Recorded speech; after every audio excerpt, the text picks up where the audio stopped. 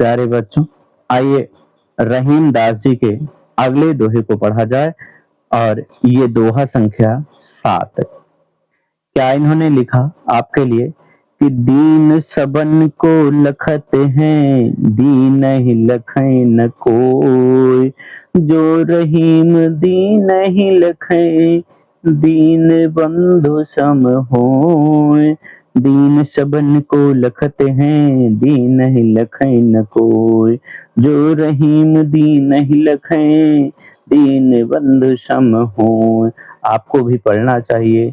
यदि आपकी राग नहीं बनती है तब भी आपको पढ़ना चाहिए।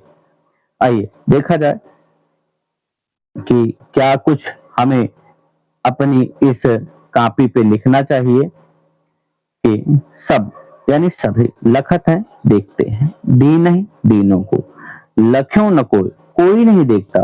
दीन बंधु यानी भगवान। प्रस्तुत दोहा रहीम द्वारा रचित रहीम ग्रंथावली से हमारी पाठ्यपुस्तक हिंदी में संकलित दोहा शीर्षक से अवतरित है ना। प्रसंग में क्या लिखना चाहिए आपको कि प्रस्तुत दोहे में कवि द्वारा सामान्य जन को दीन दुखियों की सहायता करने के लिए प्रेरित किया जाता है और कहा गया है कि ऐसा व्यक्ति ईश्वर तुल्य होता है। किसके समान होता है? ईश्वर के समान होता है, क्योंकि लिखा गया है कि दीन सबन को लखते हैं, दीन ही लखै न कोय। जो रहीम दीन ही लखै, दीन बंधु सम होय। आइए व्याख्या देख लिया जाए कि व्याख्या क्या लिखनी चाहिए। रहीम दास जी कहते हैं कि दीनहीन निर्धन लोग सभी लोगों की ओर इस आशा से देखते हैं कि वो कुछ हमारी सहायता करेंगे, किंतु विडंबना यह है कि उन दीनहीन को कोई नहीं देखता, अर्थात उनकी सहायता कोई नहीं करता। तब रहीम दास जी कहते हैं कि जो दीनहीन की ओर देखता है, अर्थात उनकी सहायता करता है, वह उनके लिए भगवान के समान होता है। इनके समान होता है, भगवान के समान होता है। काव्य सौंदर्य में आप क्या लिखेंगे? देखिए आपके लिए कई चीजें लिखी गई हैं कि भाषा कौन सी है, छंद, यानी एक ही यदि आप दोहा याद कर लेते हैं तो आपका कार्य दोहा में भी चल जाएगा, रस में भी चल जाएगा, और कौन सा अनुप्रास, कौन सा आपका अलंकार है, इसका भी कार्य आपका चल जाएगा। तो इसमें देखिए सभी को दीन दुखियों की सहायता करनी चाहिए, इस भाव की अभिव्यक्ति दी गई है। भाषा कौन सी है? तो ब्रज भाषा है। शैली मुक्तक है। छंद कौन सा है? तो दोहा है। रस कौन सा है? शांत रस। अलंकार कौन सा है? उपमा और अनुप्रास अलंकार का इसमें प्रयोग किया गया है। आइए 8वां दोहा पढ़ा जाए कि 8वें दोहे में क्या रहीम दास जी ने आपके लिए अंकित किया है। आइए पढ़ा जाए। प्रीतम छवि नैनन बसी, पर छवि कहाँ समाय। कौन? अरे प्रीतम छवि नैनन बसी, पर छवि कहाँ समाय। भरी सराय रहीम लखे, पथिक आप फिर जाए। पथिक आप फिर जाए, पथिक आप फिर जाए। आइए, छवि माने रूप, पर छवि दूसरों की सुंदरता, सराय माने यात्रियों के ठहरने का सार्वजनिक स्थल को कहा जाता है ना। आइए क्या क्या है, क्या क्या आपके लिए है, आइए देख लिया जाए। आपके लिए संदर्भ प्रस्तुत दोहा रहीम द्वारा रचित रहीम ग्रंथावली से हमारी पाठ्य पुस्तक हिंदी में संकलित दोहा शीर्षक से अवतरित है। प्रसंग में क्या लिखेंगे आप कि ईश्वर के प्रति अपने प्रेम की अनन्यता पर प्रकाश डाला गया है। किसके प्रति? ईश्वर के प्रति। व्याख्या में क्या लिखेंगे कि मेरे नेत्रों में परमात्मा रूपी प्रीतम का सौंदर्य समाया हुआ है, अतः दूसरे के सौंदर्य के लिए मेरे नेत्रों में कोई स्थान नहीं है। यदि कोई सराय यात्रियों से भरी हो तो पथिक उसमें स्थान ना पाकर लौटकर अन्यत्र चला जाता है। तात्पर्य यह है कि हृदय में ईश्वर की भक्ति उत्पन्न हो जाने पर अन्य मोह स्वयं ही समाप्त हो जाते हैं। जैसे यदि उदाहरण के लिए कहा जाए कि यदि आपने किसी से प्रेम किया हो यदि आपने एक से प्रेम किया हो तो दूसरे सा प्रेम उतना घनिष्ठ और उतना मूल्यवान नहीं होता जितना आप एक से यदि स्नेह या प्रेम करते हैं। काव्यगत सौंदर्य क्या लिखेंगे आप कि एकनिष्ठ होना चाहिए, इस भाव की स्वाभाविक अभिव्यक्ति की गई है, यानी मनुष्य को एकनिष्ठ होना चाहिए। भाषा कौन सी है? तो भाषा ब्रज भाषा है। शैली कौन सी है? मुक्तक शैली। रस श्रृंगार या शांत रस। छंद दोहा। अलंकार अनुप्रास या दृष्टांत अलंकार। गुण प्रसाद। यदि आप कबीर की कबीर ने भी यही भाव साम्य भाव में लिखा है, तो भाव साम्य में यदि आप लिखना चाहें, जब लग नाता जगत का तब लग भक्ति न होय, जब लग नाता जगत का, जब लग नाता जगत का तब लग भक्ति न होय। आइए अगला दोहा देखा जाए। अगला दोहा आपके लिए क्या रखा गया है? अगला दोहा आपके लिए है कि रही मन धागा प्रेम का मत तोड़ो चटकाए। कैसे? रही मन धागा प्रेम का मत तोड़ो चटकाए, टूट से फिर ना जुरे, जुरे गांठ पर जाए ना। कैसे? रही मन धागा प्रेम का मत तोड़ो चटकाए, टूट से फिर ना जुरे, जुरे गांठ पर जाए ना। तो देखिए तोड़े माने तोड़ना चाहिए, चटकाए माने झटके से, जुड़े जुड़ने पर जुड़ता तो है लेकिन जुड़ने के बाद मन में संदेह भी रहता है।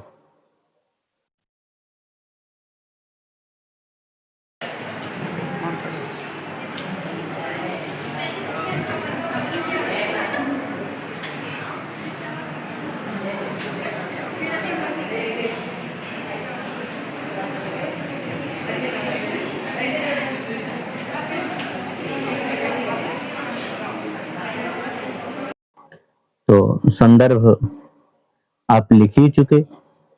प्रसंग में देखिए क्या लिखना है कि प्रेम के संबंध को दुष्टता के व्यवहार से समाप्त नहीं करना चाहिए। इसके दुष्टता के व्यवहार से समाप्त नहीं करना चाहिए। रहीम व्यास जी कहते हैं कि प्रेम रूपी धागे को कभी झटका देकर नहीं तोड़ना चाहिए।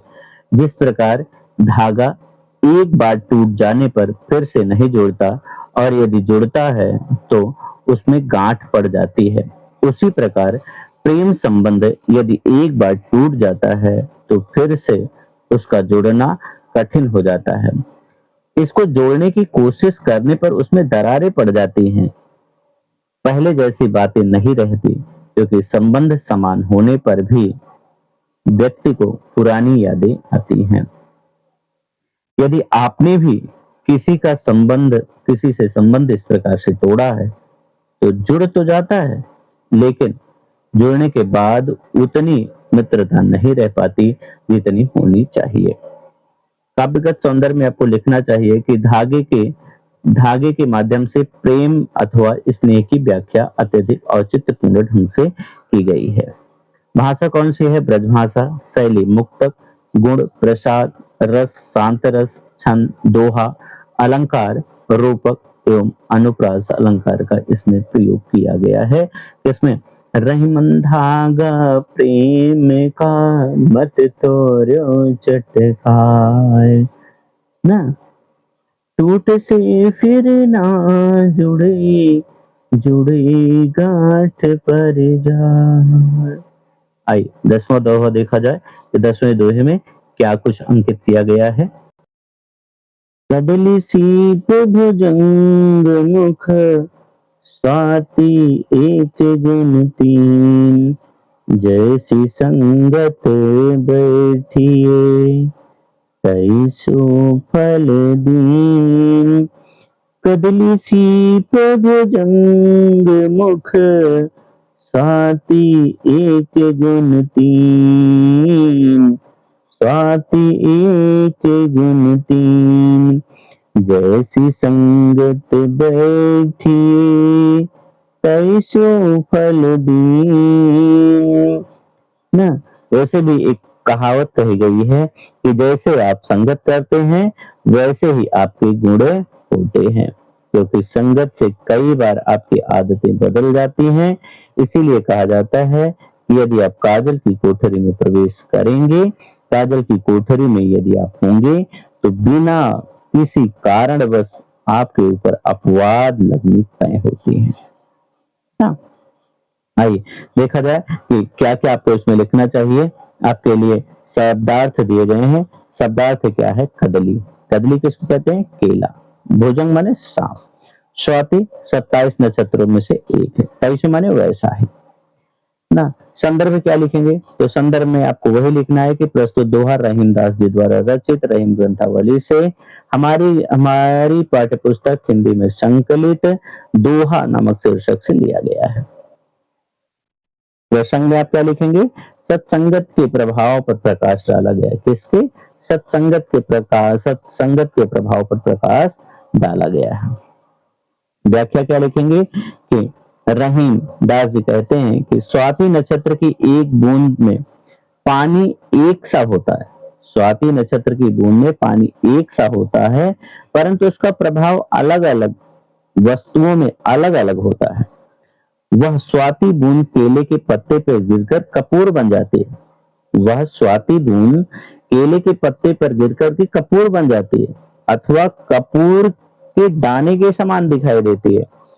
सीप में पड़कर मोती का रूप धारण कर लेती है और सर्प के मुख में पड़ करके विष बन जाती है। इस प्रकार मनुष्य भी जैसी संगत में बैठता है उसके ऊपर उसी संगत का प्रभाव पड़ता है। तात्पर्य यह है कि अच्छी संगत में बैठना और व्यक्ति सज्जन और दुर्जनों की संगत पा करके वह दुर्जन बन जाता है। नहीं, अच्छी संगत में बैठने पर व्यक्ति सज्जन और दुर्जन की संगत में बैठने पर वह दुर्जन बन जाता है ना।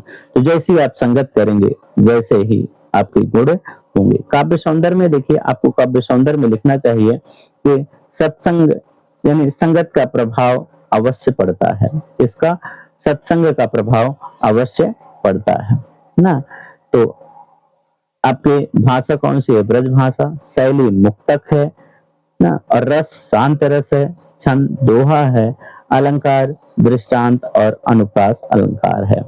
यदि आपसे कभी पूछ लिया जाए कि यदि इसकी और कौन सा उदाहरण है जिसमें ये इसको दर्शाया गया है कि कदली सीप भुजंग मुख स्वाति एक गुण तीन ना, तो इसी बात को यहाँ पे देखिए, यहाँ पे इसको लिख दिया गया है कि संगत ही गुण उपजो संगत ही गुण जाय।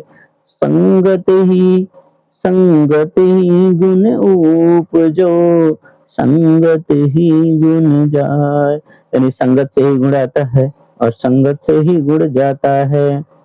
आइए आज का अंतिम दोहा पढ़ा जाए कि सरवर फल नहीं खाते हैं सरवर पियहि न पान। कह रहीम पर काज हित संपत्ति संचय सुजान।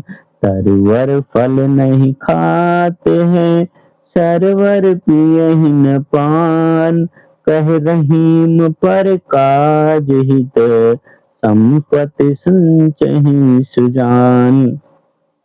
तो तरवर माने वृक्ष, सरोवर माने तालाब, पान माने पानी, दूर पर माने दूसरों, संचय माने संचित करते हैं, सुजान माने सज्जन। संदर्भ में क्या लिखेंगे आप? तो संदर्भ में आपको लिखना चाहिए कि प्रस्तुत दोहा, अच्छा बार बार आपको इसलिए इसमें लिखाया गया है ताकि आपको यह याद हो जाए। प्रस्तुत दोहा रहीम द्वारा रचित रहीम ग्रंथावली से हमारी पाठ्य पुस्तक हिंदी में संकलित दोहा नामक शीर्षक से अवतरित है। तो उसमें आपको प्रसंग में आपको लिखना चाहिए कि परोपकार की महत्व का वर्णन किया गया है। किसका वर्णन किया गया है? परोपकार की महत्व का वर्णन किया गया है। आप चाहें तो स्क्रीनशॉट ले लीजिए, बार बार सुनते रहिए जिससे आपको याद हो जाए कॉपी पे लिखना न लिखना आपकी इच्छा के ऊपर है, लेकिन बार बार यदि आप सुनते रहेंगे तो आपको यह दोहा और इसका अर्थ याद हो जाएगा। व्याख्या में आपको लिखना चाहिए कि कवि और रहीम दास जी कहते हैं कि वृक्ष अपने फल को स्वयं नहीं खाता, तालाब भी अपने पानी को स्वयं नहीं पीता है। फल और जल का प्रयोग तो दूसरे लोग ही करते हैं। इसी प्रकार सज्जन की संपत्ति परोपकार के लिए होती है। आशा यह है कि वे अपनी संपत्ति को दूसरों के हितों में लगाते हैं ना। इस तरवर फल नहीं खाते हैं, यानी वृक्ष अपना फल नहीं खाते हैं। सरवर पिए ही न पान, और ना ही सरोवर अपना जल पीते हैं। कहे रहीम पर काज हित, रहीम दास जी कहते हैं कि पर माने दूसरों के, काज माने कार्य के लिए, हित माने उनके हित के लिए ना। तो रहीम दास जी कहते हैं कि उनके हित के लिए, पर माने दूसरों के हित के लिए। संपत्ति संचय सुजान, यानी जो सज्जन व्यक्ति है वो संपत्ति का संचय करता है। तो काव्य सौंदर्य में आपको क्या लिखना चाहिए? काव्य सौंदर्य में आपको लिखना चाहिए कि वृक्ष और तालाब के दृष्टांत द्वारा मानव को परोपकार की प्रेरणा दी गई है। किसकी प्रेरणा दी गई है? मानव की परोपकार की प्रेरणा दी गई है। भाषा कौन सी होगी? ब्रज भाषा। शैली आपकी मुक्तक शैली है। रस कौन सा है? शांत रस है। छंद दोहा है। अलंकार, अलंकार जो है वो आपका अनुप्रास और रूपक अलंकार है ना। भावसाम्य में यदि कभी आप लिखना चाहें तो परोपकाराय सतम विभूतयः, परोपकाराय सतः विभूतयः में सत्य ही प्रकट हुआ है।